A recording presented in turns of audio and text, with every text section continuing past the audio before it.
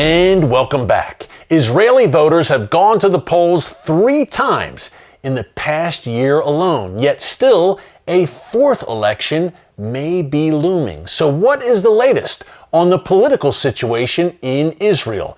Alex Trayman, Director and Jerusalem Bureau Chief for the Jewish news syndicate, JNS.org, joined us from Jerusalem to give us all the latest details of the political landscape in Israel. Take a look. We've had 3 elections over the past year. It looked recently like finally a government was coming together, but now that might not be so certain, right? What's the latest, Alex, with Israeli politics? Well, the status quo is that you have a transitional prime minister in place who has been the prime minister of the state of Israel for the last 11 years running. That's Benjamin Netanyahu. Right. We had 3 successive elections over the course of a year that were not completely decisive. However, the 3rd election, Netanyahu defeated challenger Benny Gantz by several 100,000 votes. And his party was larger than the opposition Blue and White Party by 3 seats. The bloc of parties that was supporting Netanyahu to retain the position of prime minister was over 12 seats larger than the bloc supporting Benny Gantz. So it really seemed like a very large electoral victory. However, there are numerous forces that have converged over the last year and a half to try to prevent Netanyahu from continuing as the prime minister despite the will of the Israeli public. And they've made things very, very difficult. In the last several weeks, Benny Gantz actually split apart his own Blue and White Party, recognizing that the coronavirus demanded that Israel move out of a transitional government and into a full-on parliamentary majority government. And he realized that he could break the impasse himself by agreeing to a unity government together with Benjamin Netanyahu. And that was a very controversial move, right, Alex? Just so people at home know who might not know all the ins and outs, Benny Gantz, Prime Minister Netanyahu's chief challenger from the Blue and White Party, his party, some segments of his party were furious with him, right, for trying to kind of mend fences with Prime Minister Netanyahu. Absolutely. But not joining a Netanyahu-led government would certainly spiral Israel into yet a 4th consecutive election.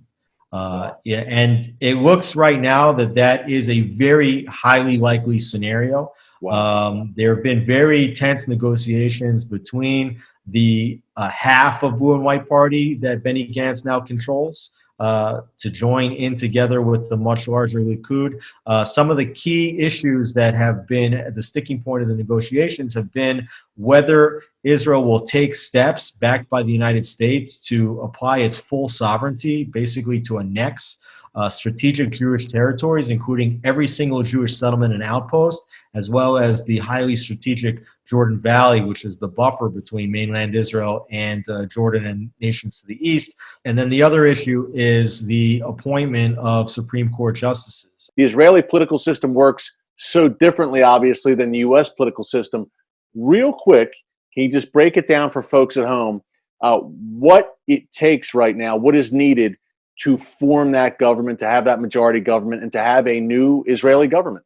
Right. So in the United States, there's a direct vote for the president of the United States. And among parliamentarians, Congress and Senate, you have 2 major parties, Democrats and Republicans.